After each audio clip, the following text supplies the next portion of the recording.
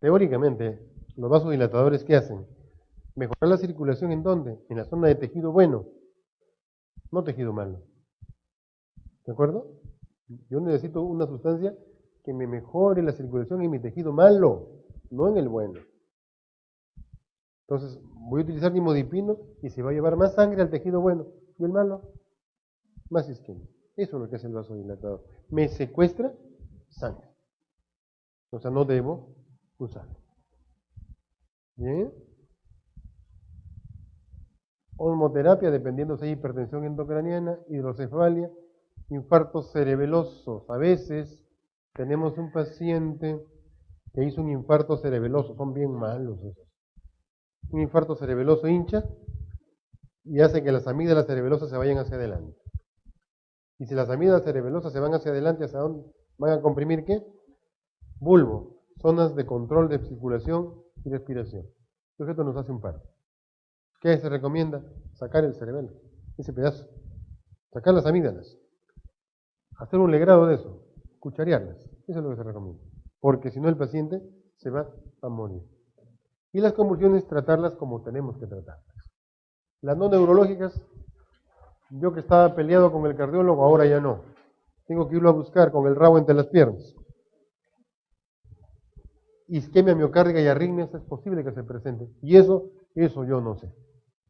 Ahí le pedimos ayuda al cardiólogo para que monitoree a nuestro paciente, EKG seriados. Y por supuesto, si eso persiste, tratamiento, que ellos conocen, que yo no sé. Infecciones, buscar el foco de infección y empezar con tratamiento empírico. Y posteriormente, conforme se aclare, lo corrijo el tratamiento. Puedo utilizar, si tengo un sujeto que tiene la posibilidad de hacerme trombosis venosas en las piernas, ahí puedo utilizar heparina. Si tengo un sujeto que está fibrilando fuerte, ahí puedo utilizar heparina. Yo le tengo mucho temor a la heparina porque hemos tenido varios accidentes. ¿Se acuerdan lo que les presenté esa diapositiva? Así como esa, varios. Tratamiento específico. Mejorar o restablecer el flujo sanguíneo cerebral. ¿Con qué? Con antitrombóticos o trombolíticos. Antitrombóticos, los antiagregantes plaquetarios. La aspirina a la cabeza. Neuroprotectores, lo que se está usando en este momento en el mundo. Y radiación láser de baja energía, que también es un neuroprotector. Los antitrombóticos, esto sí lo paso rápido, que ustedes lo conocen bien. La aspirina, para mí el mejor de todos. Se recomienda su uso temprano, dentro de las primeras 48 horas, perdón. Y aquí se podía utilizar heparina, pero tenemos un problema con la heparina. A propósito de esto, se hicieron estudios que compararon aspirina y heparina, grupos iguales de pacientes. Increíble, pero la aspirina, mejor efecto que la heparina. Terapéutico, como preventivo del stroke. Complicaciones. La heparina, un montón de complicaciones, la aspirina un poquito de problemas gástricos y nada más. Entonces, definitivamente la aspirina es mucho mejor que la heparina para estas cosas. Un día participaba en una reunión y yo no sabía que los que organizaban la reunión eran los que vendían la heparina, ¿no? Yo era una reunión de cardiólogos, ¿no? Y me invitaron a mí, yo fui, y yo soy chismoso, ¿no? Pucha, que se molestaron conmigo. Pero es que es la verdad. Si comparamos heparina con aspirina, aspirina es mejor que la heparina. La heparina tiene muy poquitas indicaciones, ¿no? Muy poquitas. Como antiagregante plaquetario, en la prevención del stroke es muchísimo mejor la heparina, la aspirina. Si se hace trombolisis, no se debe utilizar antiagregante plaquetario. ¿Qué es eso? Ya veremos. Antitrombóticos, entonces tenemos los antiagregantes plaquetarios. En darterectomía carotidia, por ejemplo, se recomienda cuando tenemos una obstrucción severa, obstruido el 70 al 80%, sí, pero también se hizo estudio. La obstrucción de la carótida y se comparó aspirina y endarterectomía carotidia. Aspirina, mejor efecto que la endarterectomía. Y miren, la endarterectomía es una cirugía muy grande, muy grande. Bien, el ácido acetilsalicílico, eso les queda ahí para que ustedes lo revisen. Su efecto es acetilación irreversible de la ciclooxigenasa. Su dosis es variable. Dosis desde 80 miligramos hasta 1500 que usan los japoneses. Los japoneses usan dosis bien altas de aspirina. Nosotros, y más o menos ha regularizado, se ha normado en el mundo de 80 a 325 miligramos. Bastante bien. Muy buen efecto. ¿Cuándo se usa? Fundamentalmente antes de que ocurra el infarto cerebral. Cuando hay TIA. Cuando hay accidente isquémico transitorio. Porque cuando ya ocurrió el infarto, uno hace de bombero nada más, ¿no? Ir a apagar el incendio. La idea no es esa. La idea es evitar que ocurra el incendio. Bien, pues ahí está la dosis. Hace un tiempo, varones y mujeres, hace un tiempo se decía, la aspirina funciona solamente en varones, en las mujeres no. No. Ya el tiempo aclaró que da igual utilizar aspirina en varones como en mujeres. El efecto es bastante similar. Hay algunas referencias ahí para que las revisen si ustedes gustan, respecto a esto. Ticlopidina es otro antiagregante plaquetario. La ticlopidina es un poco mejor que la aspirina, viene como en ese nombre y con el nombre de Ticlic de 250 miligramos. Muy buen efecto antiagregante plaquetario.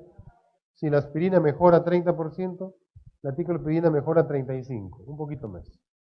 Pero cuesta un montón de veces más que la aspirina. Ahí está el inconveniente. El inconveniente es el costo, porque esto es crónico para los pacientes. No lo van a usar un mes, por tiempo largo. Va muy bien. La dosis es 250 miligramos 2 veces al día. ¿Hay algunas referencias ahí también? Dipiridamol. Este tiene mucho menor efecto que la aspirina, que la ticlopidina y que todos. El dipiridamol. Un efecto más o menos regular. Se recomienda en dosis de 75 miligramos 2 veces al día. Sin embargo, este medicamento, el dipiridamol, hay un estudio que en este momento está corriendo que asoció dipiridamol con aspirina como preventivo del infarto cerebral. Aspirina, voy a poner un ejemplo que no es real, porque las cifras no me acuerdo ahorita. Aspirina mejora al paciente en 20% y dipiridamol mejora al paciente en 10%. Cada uno independientemente suma 30%. Pero esa asociación de dipiridamol y aspirina no mejora al paciente en 30%, lo mejora en 50%. ¿Por qué motivo? No se sabe. Ese estudio está ahorita ejecutándose en todo el mundo, en diferentes partes del mundo, en los 5 continentes, como dicen los patrocinadores de esto. Se presentó un resultado preliminar hace unos meses, casi un año, que da estos datos que les estoy diciendo. Entonces, el resultado final es posible que sea más o menos por ahí. Y si eso es así, es muy probable que esa asociación sea, cuando menos, para estos años, el antiagregante que se vaya a usar. Porque cada uno independientemente suma los valores de aspirina y dipiridamol, porque casi el doble. Entonces parecería que eso fuera. Pero este solo no ayuda mucho. Clopidogrel, ahí está el mejor. El mejor de todos es clopidogrel. Tiene un efecto mayor que aspirina, mucho no, pero mejor. Y tiene un poco de menos efectos tóxicos que la aspirina. Pero su costo es como 20 veces más que la aspirina. Ahí está el problema. El problema solamente es cuestión de logística. Funciona muy bien. Ahí tenemos nuevos agentes antiagregantes que en este momento están estudiándose. Todavía no se tiene el resultado final de ellos. Bien, los trombolíticos. Los trombolíticos tenemos el TPA, el activador del plasminógeno tisular, que es hay muchos trombolíticos que se han estado usando a nivel de ensayo clínico, muchos. Pero el único que ha sido aprobado por FDA es este, el TPA, el TPA. Se recomienda una dosis de 0.9 por kilo, máximo 90 miligramos. Entonces, tengo un paciente que tiene un infarto cerebral. Entonces, recomiendo utilizar TPA. Entonces le doy 10% de la dosis en bolo en 1 minuto. Y el 90% restante lo damos en una infusión continua en 1 hora. Pero hay requisitos para hacer eso. Hay requisitos. Cuando nosotros utilizamos esta sustancia, hay que monitorear al paciente. Hay que hacer un examen neurológico con escalas, cada 15 minutos. O sea, en la hora que dura esto, 4 veces. Luego que pasa eso, durante la infusión, luego cada 30 minutos en las siguientes 6 horas. Y luego cada hora hasta completar 24 horas. De modo que cuando se hace trombolisis, necesitamos que un médico esté permanentemente con el paciente. Eso ocurre en la unidad de ictus, pues, donde los médicos trabajan 24 horas al día, tratando al paciente. Por eso trabajan en 3 turnos. 3 turnos o 4 turnos de 8 horas o de 6 horas. Pero ellos pueden hacer eso, sí, pues ellos pueden hacer eso. Porque los estadounidenses solamente trabajan en una sola cosa y nada más. No como nosotros que trabajamos en 10 cosas al mismo tiempo, ¿no? Ellos en una sola. En una sola y que ganan bastante dinero, pues también ellos. Bastante bien viven, ¿no? Como digo yo, por huevear bastante también, ¿no? Ellos trabajan con horario de oficina, 6 horas y se acabó, ¿eh? Se acabó. Ya se van a la playa por la tarde, ellos no van al consultorio en la tarde, van a la noche. Los médicos se dedican a ver pacientes, docencia o investigación. Todo. Con determinado tiempo, de lunes a viernes, ¿eh? Porque el sábado está proscrito trabajar allá, y ni que se diga el domingo. Allá es una institución que el día sábado en la mañana o el viernes en la noche, todo el mundo sale de su casa y se van y regresan el domingo en la noche o el lunes temprano. Nosotros no podemos hacer eso, ¿no? Bien. Entonces, en esas condiciones que viven ellos, sí se puede hacer esto bien. Nosotros es imposible. Es imposible. Porque a ellos no los llamas por teléfono, están ahí. Porque después de ese grupo que salen, hay otro grupo que está ahí. No los estás llamando por teléfono, están ahí. Entonces ahí se maneja bien las cosas. Entonces, esto es cuando se hace la terapia trombolítica. Indicaciones. Esto es indispensable. Ictus isquémico agudo, máximo de 3 horas de evolución. La terapia trombolítica se hace dentro de las 3 horas. Si la hacemos después de las 3 horas, el paciente evoluciona más. No mejora y se puede complicar incluso. Entonces es requisito indispensable para usar terapia trombolítica que el paciente llegue dentro de las 3 horas de ocurrir el infarto cerebral. Contraindicaciones hay un montón, pues. 80 años como máximo, imagen de hemorragia, síntomas menores. Hay una serie de contraindicaciones para utilizar la terapia trombolítica. Máximo 80 años.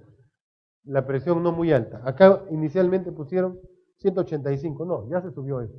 Ahora es 210 de máxima y 110 de mínima. Entonces, ¿qué tienes que hacer con el paciente? Bajarle la presión y mantenerlo con esos valores. Bien, neuroprotectores. Qué bonito está esto, los neuroprotectores. Dan resultados excelentes en la experimentación, en el laboratorio. Pero cuando lo aplicas a los pacientes, no funciona la cosa. No funciona, ¿no? Entonces, aquí de todos ellos, la citicolina es el que mejor resultado ha dado. Hay un estudio muy grande que debe estar terminando. El preliminar mostró resultados bastante buenos de citicolina, bastante buenos. Entonces, es muy posible que el final también. Allí, en ese estudio, se utilizó citicolina con buen efecto en los pacientes. Esperemos que sea así. Radiación láser de baja energía es un tratamiento que no ha sido aprobado ni tampoco la citicolina, pero que nosotros lo tuvimos experimentalmente en el Hospital 2 de Mayo y lo tenemos actualmente otra vez. Se utiliza un equipo que emite radiación láser, un equipo que es de la Universidad de California, con un grupo de gente que trabaja ahí. Como yo trabajo para ese grupo, yo lo tengo acá. Lo tenemos en el hospital porque trabajo ahí. No dio buenos resultados en estudios experimentales y aquí puede usarse dentro de las 24 horas de que apareció un infarto cerebral, no dentro de las 3 horas como el TPA, ¿no? ¿Qué cantidad de gente con infarto cerebral llega dentro de las 3 primeras horas al hospital? 5%.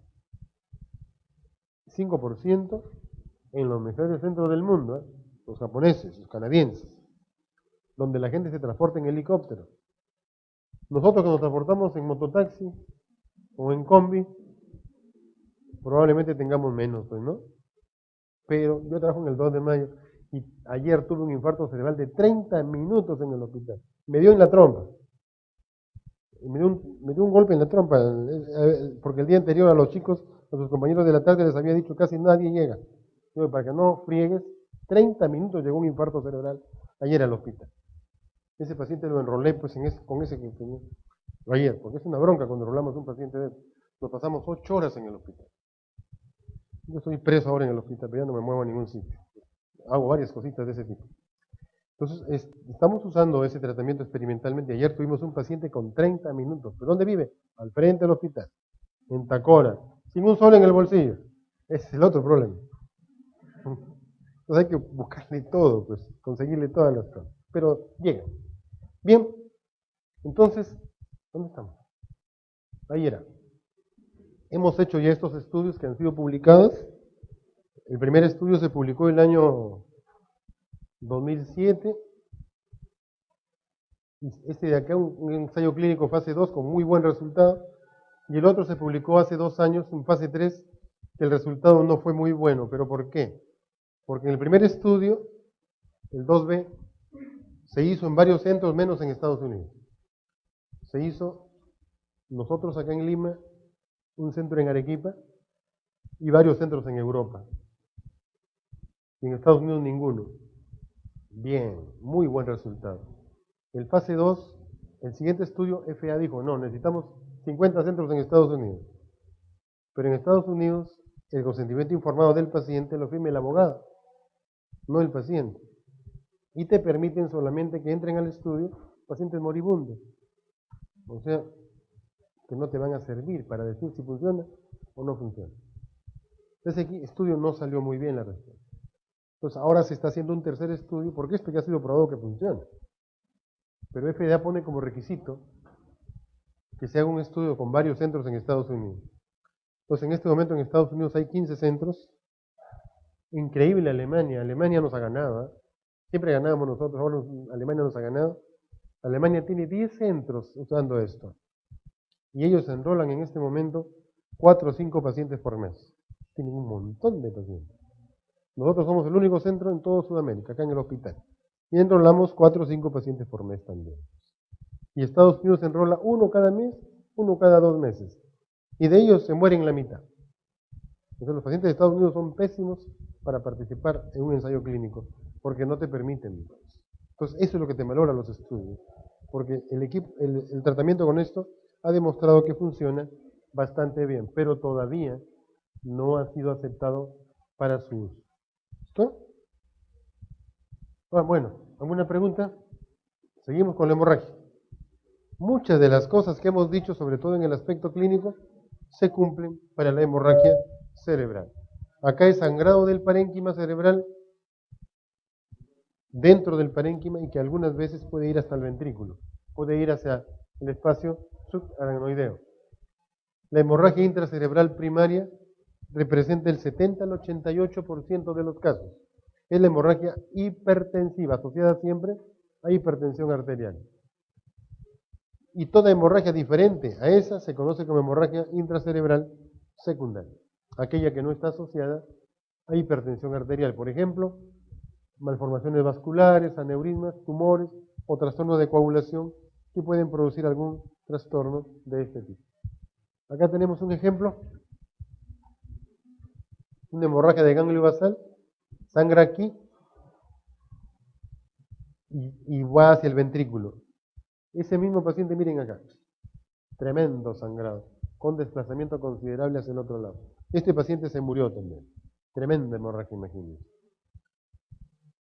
Cuadro clínico. ¿Cómo es el cuadro clínico de la hemorragia cerebral? Del infarto cerebral, signo focal de instalación aguda, igualito acá. Pero ¿hay diferencia entre uno y otro? Sí, sí, sí, sí. La hemorragia cerebral generalmente tiene dolor de cabeza. El infarto no. La hemorragia cerebral evoluciona muy rápido, el infarto más lento.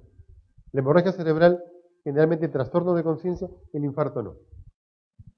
¿Ya? Más o menos son cositas que nos permiten decir, puede ser esto o puede ser lo otro.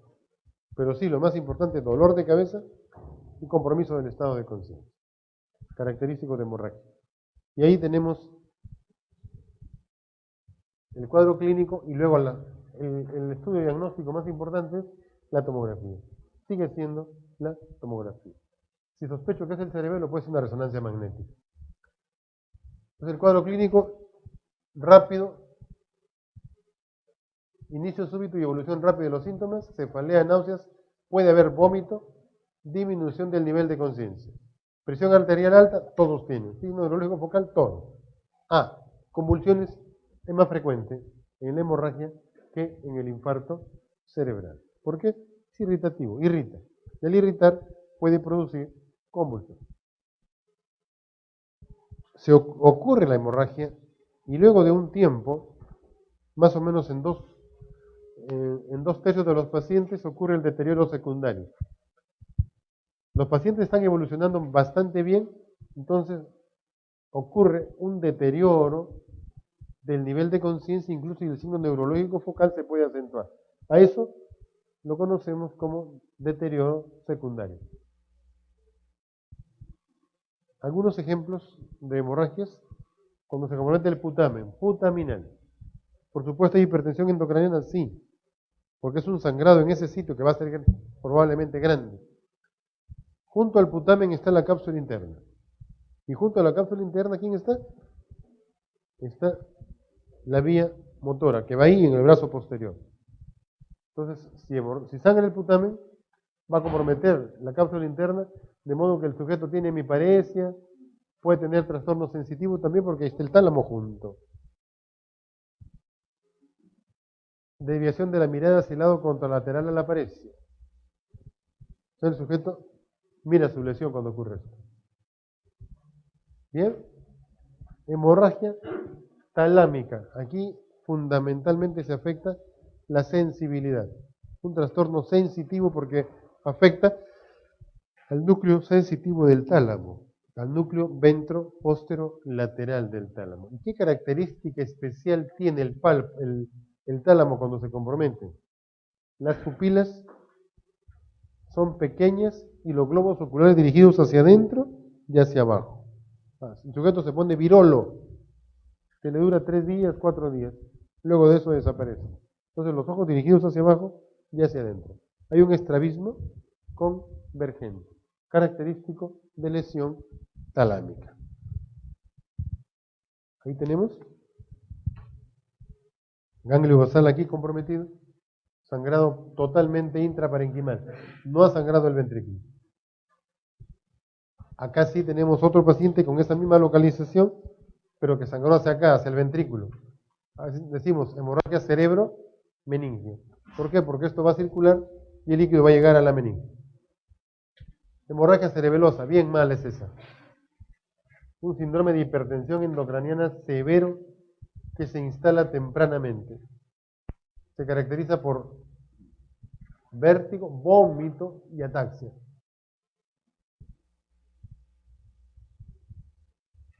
Si compromete hemisferios cerebelosos, el trastorno de la coordinación es en miembros. Si compromete el vermis, el trastorno de la coordinación es axial. Protuberancial. ¿Cuál es la característica de la lesión protuberancial? El coma se instala muy temprano y profundo. Cerebelo también puede producir coma. ¿Qué otra característica tiene la lesión protuberancial? ¿Dónde está? Pupilas puntiformes, casi en punta de alfiler, sin respuesta a la luz. Y cuando se compromete tronco cerebral, protuberancia, mesencéfalo, si hay déficit motor, generalmente es cuadriparesia, cuadriplegia. Es característico del trastorno en protuberancia. La tomografía es el estudio de elección. Se ve como una hiperdensidad incluso nos permite, cuando hay desviación de la línea media, correlacionar con el nivel de conciencia. Si tiene 4 a 6 milímetros de desviación de la línea media, el sujeto está soñoliento. Si tiene 6 a 8 milímetros de desviación, el sujeto está en estupor. Y si tiene de 8 a 9, el sujeto está en coma. Entonces la desviación de la línea media tiene que ver con el estado de conciencia. Otro estudio que nos serviría es la palangiografía cerebral o la resonancia magnética craneal, que son estudios de vasos que eliminan el tejido cerebral y nos permiten identificar con mayor precisión dónde está la lesión, qué tipo de malformación es la que encontramos. El manejo más o menos es parecido al infarto cerebral.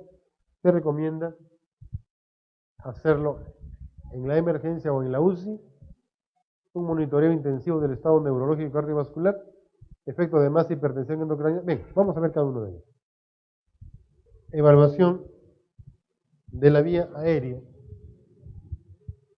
la respiración y circulación. Si el GLACO es menor de 8, hay que intubar al paciente. Si hay signos inminentes de insuficiencia respiratoria, igual. Tomografía craneal, como decíamos, hiperventilación. Si el paciente tiene manifestaciones de hipertensión endocraniana por edema, utilizar manitol o algún otro diurético osmótico. Si hay deterioro clínico del paciente, evaluación por neurocirugía. ¿Cómo así? Tenemos un paciente con un hematoma intracerebral, una hemorragia. Llegó el paciente con un GLACO de 15. Al día siguiente, el GLACO del paciente es 14 o 13. ¿Qué está pasando? Muy posiblemente está aumentando la hinchazón cerebral, está aumentando la sangre en el hematoma. Entonces necesitamos que neurocirugía opine y diga, ¿es quirúrgico este paciente o no es quirúrgico? Porque si es quirúrgico, hay que operarlo lo más pronto posible. Manejo o monitoreo intensivo neurológico y cardiovascular. Acá le pedimos ayuda a los cardiólogos para que nos ayuden con el manejo cardiovascular. Si hay hipertensión endocraniana, monitoreo de la presión intracraneal con un dispositivo fibro óptico. Eso es lo ideal que tendríamos, pero no siempre se puede hacer. Entonces, aquí, si hacemos ese monitoreo, vamos a tener con precisión cuánto tiene de presión intracraneal el sujeto, pero muchas veces no se puede hacer eso. Así que lo que hacemos es, en forma aproximada, este tiene hipertensión endocraniana, este tiene edema cerebral y lo que yo utilizo, manitol, en fin, una derivación en ventrículo peritoneal, lo que sea necesario. Bien, si necesito terapia osmótica, manitol, un bolo de 0,5 gramos por kilo de ingreso y luego de 1 a 2 gramos por kilo dividido en dosis cada 4 horas. Hiperventilación, y si ya no mejora con esto, se sugiere pentobarbital cuando la hipertensión endocraniana es muy refractaria. El manejo de la presión arterial, este es otro problema. En el infarto cerebral necesitamos que la presión arterial no se mueva mucho. Acá sí, podemos modificar un poquito, pero de todas maneras se recomienda mantener valores relativamente altos de presión arterial.